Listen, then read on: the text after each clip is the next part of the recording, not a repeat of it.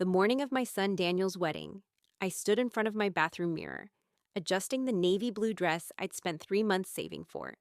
The fabric wasn't expensive, but I'd chosen it carefully, knowing that today I'd be surrounded by people who measured worth in dollar signs. My hands trembled slightly as I fastened the simple pearl necklace that had belonged to my mother. It was one of the few things I had left from her, and wearing it made me feel like she was there with me, giving me strength for what I knew would be a difficult day. I hadn't always been the family's invisible member. 20 years ago, I'd been a successful marketing executive, pulling in six figures, living in a downtown condo with floor-to-ceiling windows. Then my husband died suddenly from a heart attack, leaving me with a 6-year-old son and a mountain of medical debt I hadn't known existed. The life insurance barely covered the funeral. I made a choice that day. Standing in the cemetery with Daniel's small hand in mine, I would prioritize him over everything else. I would be present for every soccer game, every parent-teacher conference, every midnight homework crisis. I took a part-time job that paid the bills but gave me the flexibility to be the parent my son needed. According to YouTube analytics, 99% of viewers are not subscribed. That's a huge number. By subscribing the channel that is completely free, you'll help support the channel and never miss fresh content. My sister Jennifer had made different choices. She climbed the corporate ladder with single-minded determination, becoming a senior consultant at one of the city's most prestigious firms. She had the corner office, the expense account, the designer wardrobe. She also had a marriage that existed mostly in separate hotel rooms, 2 children who called their nanny mom by accident, and a worldview that measured human value in quarterly earnings. We'd grown apart over the years, but she was still my sister, still the girl who'd shared a bedroom with me and whispered secrets in the dark. Daniel had insisted she be invited to the wedding, and despite my reservations, I'd sent the invitation. He had a bigger heart than I did, always had. The wedding was being held at Oakmont Gardens, a beautiful outdoor venue with ancient oak trees and rose gardens that seemed to glow in the afternoon light. Daniel's fiancée, Rebecca, came from money, not ostentatious wealth, but the quiet, old money kind that didn't need to announce itself. Her parents had generously offered to cover most of the wedding costs, a gesture that had initially made me uncomfortable until Rebecca sat me down and explained that they simply wanted their daughter to have the wedding of her dreams, and that meant nothing without Daniel in it. I arrived early to help with last-minute preparations, arranging place cards and checking that the centerpieces were perfect. Rebecca's mother, Patricia, found me in the reception tent and pulled me into a warm hug. "You look beautiful, Margaret," she said, her eyes genuinely kind. "Daniel is so lucky to have a mother who loves him the way you do." The words brought unexpected tears to my eyes. "I'm the lucky one," I managed to say. The ceremony was perfect. Daniel stood at the altar in his charcoal gray suit, his eyes never leaving Rebecca as she walked down the aisle. I watched my son, my beautiful, kind, brilliant son, become a husband, and felt a surge of pride so overwhelming I thought my chest might burst. This was what the last 20 years had been for. This moment, this joy, this man who knew how to love because he'd been loved. Jennifer arrived just as the ceremony was beginning, making a small production of her entrance, even though she was technically late. She wore a cream-colored dress that probably cost more than my monthly rent, her hair styled in an elaborate updo, diamonds glittering at her throat and wrists. Her husband, Richard, followed behind her, looking vaguely uncomfortable in his perfectly tailored suit, while their teenage children trudged along with the resigned expressions of people being forced to attend a distant relative's wedding. I caught Jennifer's eye and waved. She gave me a tight smile and a small nod before turning her attention to her phone, her fingers flying across the screen even as the officiant began to speak. Old habits. The ceremony concluded with Daniel and Rebecca's first kiss as husband and wife, and the gathered crowd erupted in applause. I clapped until my hands hurt, tears streaming freely down my face. Patricia handed me a tissue, her own eyes wet. The reception began with cocktail hour, while the wedding party took photos. I mingled awkwardly, still not entirely comfortable in these social situations, where everyone seemed to know the right things to say and where. A few of Rebecca's relatives made polite conversation, asking about Daniel's childhood, and I happily shared stories of Little League games and science fair projects. Then Jennifer found me. "Margaret, she said, her voice carrying across the garden in a way that made several people turn. She held a champagne flute in one hand and had that particular brightness in her eyes that meant she'd already had at least 2 drinks. There you are. I've been looking everywhere for my sister. She pulled me into a hug that smelled of expensive perfume and alcohol. When she pulled back, she held me at arm's length, looking me up and down with an expression I couldn't quite read. "That's a lovely dress," she said, and I heard the unspoken words in the slight emphasis on lovely, very practical. "Thank you," I said, refusing to take the bait. "I'm glad you could make it." "Oh, I wouldn't have missed it for the world," Jennifer said, her voice getting louder. "My nephew's wedding. And what a wedding it is. Rebecca's parents really went all out, didn't they? This venue must have cost a fortune." "It's beautiful," I agreed quietly, hoping she'd lower her voice. "It certainly is," Jennifer said, taking another sip of champagne. "Of course they can afford it. Some of us are actually successful, you know." She laughed, but there was an edge to it. "Not like everyone in this family." I felt my stomach tighten. "Jennifer—" No, I'm just saying," she continued, her words starting to slur slightly. "It must be nice for you, having Daniel marry into money. I mean, after all these years of struggling, barely getting by. It's about time something worked out for you, right?" Several people nearby had stopped their conversations and were now openly listening. I felt heat rising to my face, but I kept my voice calm. "Daniel and Rebecca love each other. That's what matters." "Oh, absolutely," Jennifer said, waving her hand dismissively. "Love, sure. But also, financial security. Let's be honest, Margaret. You couldn't have given him any of this," she gestured around at the elegant reception setup. "What did you contribute to this wedding? A couple $100, your famous potato salad?" The laughter that followed was harsh and deliberate. I stood very still, feeling each word like a physical blow, but I kept my face neutral. I'd had years of practice at absorbing hurt without showing it. "Jennifer, you've had too much to drink," I said quietly. "Maybe you should—" "Too much to drink?" she interrupted, her voice rising. "I'm just being honest for once. Someone needs to say it, Margaret. You've been living like a failure for 20 years, working some little part-time job that barely pays anything, living in that tiny apartment, wearing clothes from discount stores, and now you're here, at this fancy wedding, pretending like you belong, like you had anything to do with Daniel turning out well. But let's be real, he succeeded despite you, not because of you." The words hung in the air like poison.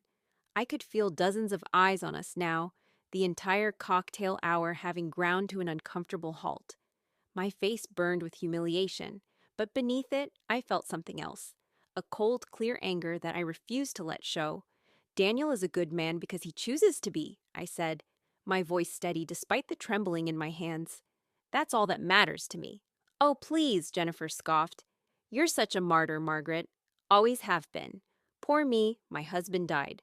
I had to sacrifice everything for my son. You know what I think? I think you gave up because it was easier than actually trying.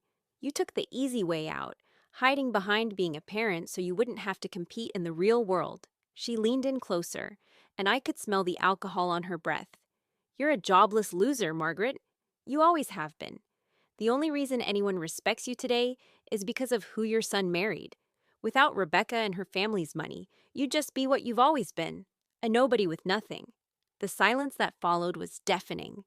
I could see Rebecca's mother moving toward us, concern etched on her face. I could see Daniel pushing through the crowd, his face flushed with anger. But before anyone could intervene, I spoke. "I'm sorry you feel that way. Jennifer," I said, my voice calm and clear, "I hope you enjoy the wedding." Then I turned and walked away, my head held high, refusing to let anyone see how badly I was shaking. I made it to the bathroom before the tears came, locking myself in a stall and pressing my hand over my mouth to muffle the sobs. 20 years. 20 years of sacrifice, of choosing my son over my career, of living frugally so he could have what he needed, of being there for every moment that mattered. And in front of all these people, on the most important day of his life, my sister had reduced it all to failure. A soft knock on the stall door made me freeze. "Margaret," it was Patricia's voice, gentle and concerned. "Honey, are you okay?" I wiped my eyes and opened the door.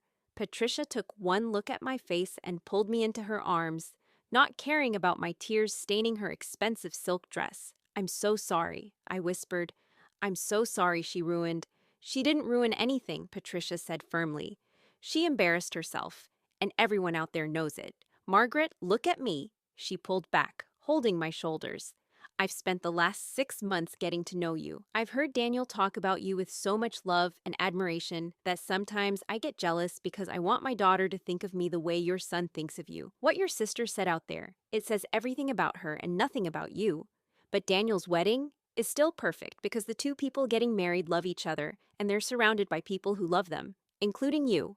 She handed me a tissue. "Now, let's fix your makeup. And then you're going to go out there and dance with your son and celebrate this day. Don't give your sister the power to take this from you." When I finally emerged from the bathroom, I found Daniel waiting outside, his face a storm of emotions. "Mom," he said, pulling me into a tight hug. "I'm so sorry. I had no idea she would—" "It's okay," I said, and surprised myself by meaning it. "It's her problem, not ours. This is your day, sweetheart. Let's not let anything spoil it." "I told her to leave," Daniel said, his jaw tight. "Rebecca's dad backed me up. She made a scene, said I was ungrateful, but security escorted her and her family out. She's gone." Part of me felt relieved. Part of me felt sad. Sad that my sister's bitterness had become so consuming that she couldn't even let me have this one day. The reception continued, and I did my best to participate, to smile and dance and celebrate. During the mother-son dance, Daniel held me close and whispered, "You're the best mom in the world. Don't ever forget that." I held on to those words like a lifeline. The next few weeks passed in a blur.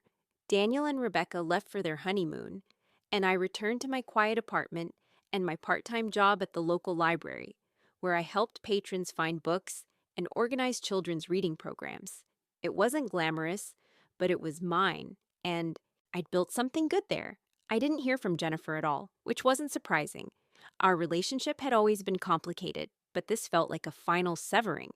I mourned it in quiet moments, but also felt a strange sense of relief. Sometimes you have to let go of toxic relationships, even when they're family. Then, about 6 weeks after the wedding, my phone rang. It was an unknown number, but something made me answer it. "Margaret?" The voice was Jennifer's, but changed somehow, smaller, frightened. "Margaret, can we talk?" My first instinct was to hang up. Instead, I said, "What do you want, Jennifer?" She took a shaky breath. "I lost my job. I got fired yesterday.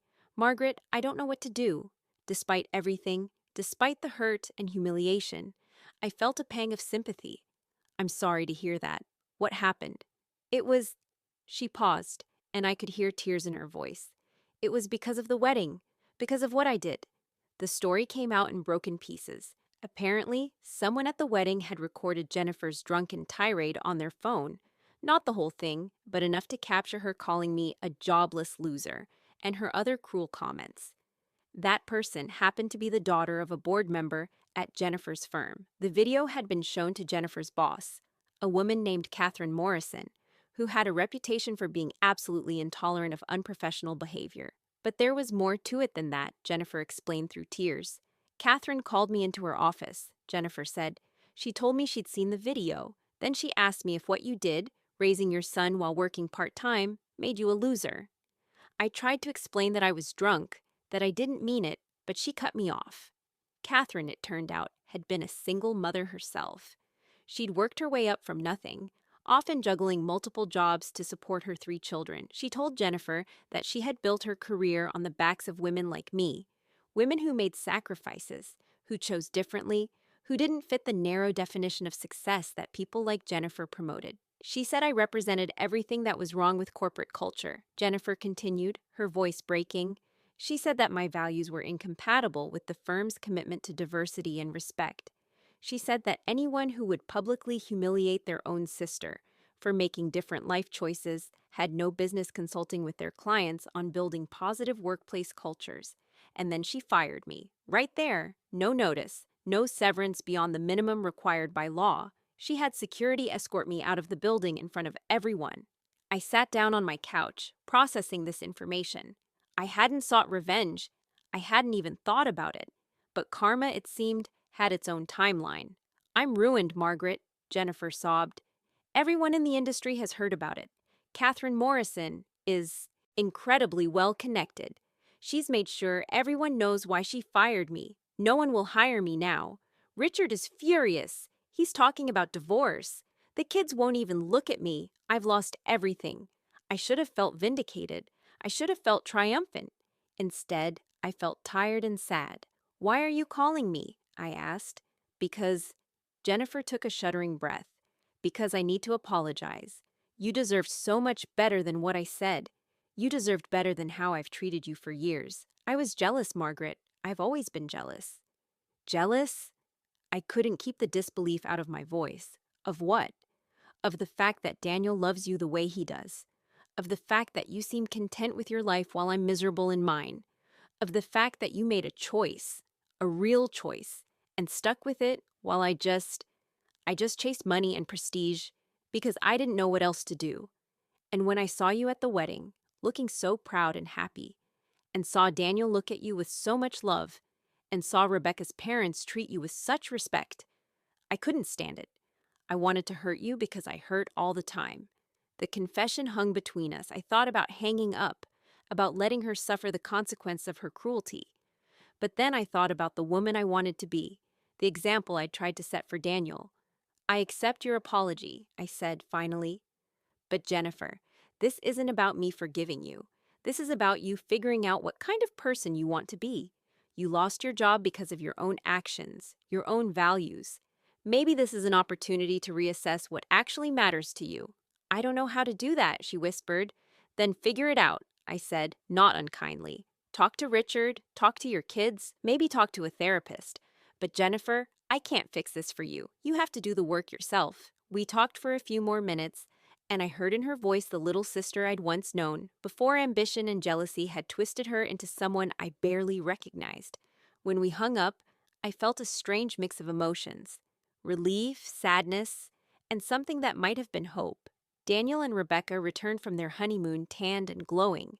When Daniel heard about what had happened to Jennifer, his reaction surprised me. Good, he said flatly. She deserved it.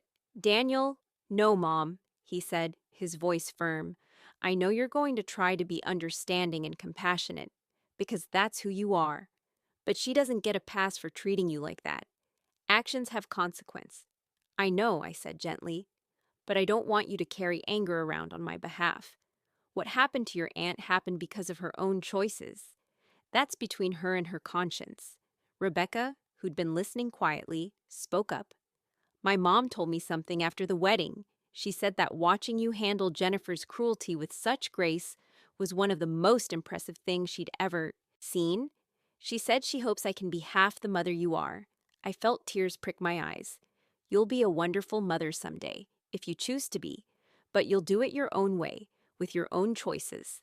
Over the following months, life settled into a new normal. Jennifer and I spoke occasionally, brief, careful conversations where we were both tentatively trying to rebuild some kind of relationship. She was struggling, that was clear. Richard had moved into a separate bedroom, and they were in couples counseling.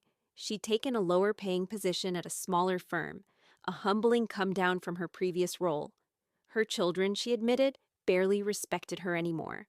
I'm reaping what I sowed, she told me during one phone call. I was never there for them.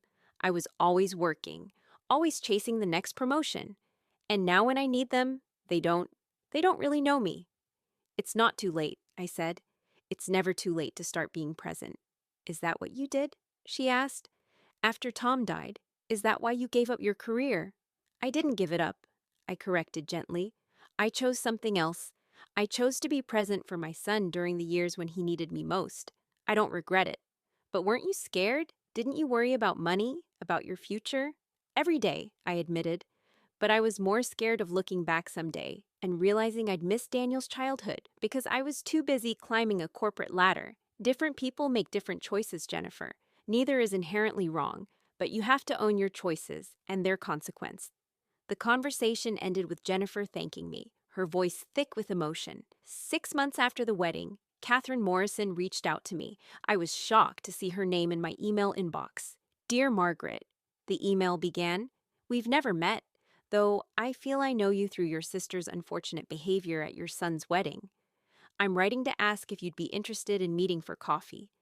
I have a professional proposition I'd like to discuss with you. Curious and slightly nervous, I agreed. We met at a small cafe downtown, and I recognized Catherine immediately, a striking woman in her 50s with silver hair and sharp, intelligent eyes. Thank you for meeting me, she said as we settled into our seats. I'll get straight to the point. Our firm is developing a new initiative focused on supporting working parents, specifically parents who've made unconventional career choices to prioritize their children. We want to create resources, consulting services, and advocacy programs, and I'd like you to help us develop it. I stared at her. I don't understand. I'm not a consultant. I work at a library. You're someone who's lived the experience, Catherine said. You made significant sacrifices to be present for your son, and from everything I've heard, he's turned into an exceptional young man. That's expertise we can't buy. I'm offering you a position as a consultant advisor, part-time, if that suits you better.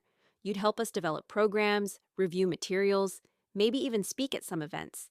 The pay is competitive, and you'd be helping parents who are facing the same difficult choices you faced. I thought about it, my mind racing. This isn't charity because of what Jennifer did, is it? Catherine's laugh was sharp and genuine. Margaret, I didn't fire your sister as a favor to you. I fired her because she violated every value our firm claims to hold. This offer is entirely separate. You have experience and perspective that could genuinely help people. The question is whether you're interested. I took the job. It was part-time, flexible, and allowed me to keep my library position, which I'd grown to love. But it also gave me a platform to advocate for parents like me, parents who chose presence over prestige, who measured success in soccer games attended rather than promotions earned. The work was fulfilling in ways I hadn't expected. I met mothers and fathers who were struggling with the same guilt and fear I'd once felt, wondering if they were doing the right thing by stepping back from their careers. I got to tell them what I'd learned, that there's no single definition of success, that being present for your children is its own form of achievement, that the years pass quickly and you can't get them back. Daniel and Rebecca invited me to dinner one evening, and over dessert, Daniel said, "Mom, I have something to tell you. Rebecca's pregnant." The joy that flooded through me was indescribable. I hugged them both, crying happy tears, overwhelmed with gratitude for this moment, this news, this life that had somehow worked out better than I could have imagined. I want you to know something, Daniel said, holding my hand. When our baby arrives, Rebecca and I have already discussed it. We're both going to adjust our careers so we can be present. Not because we think that's what everyone should do, but because it's what we want to do. And we learned that from watching you, Mom. You showed me what it means to prioritize the people you love. Later that night, alone in my apartment, I thought about karma. Not the dramatic, vengeful kind that crushes people, but the quieter kind. The kind that says your choices matter, your values matter, the way you treat people matters. Jennifer had built her life on ambition and status, on putting career ahead of relationships, on measuring worth in titles and salaries. And when crisis came, she found herself alone, her relationships hollow, her support system non-existent. I had built my life differently. I'd chosen presence over prestige, time over money, relationships over recognition. And while I'd had my struggles and my lonely moments, I'd also built something real. A son who loved me, a grandson or granddaughter on the way, work that mattered, and a sense of peace with my choices.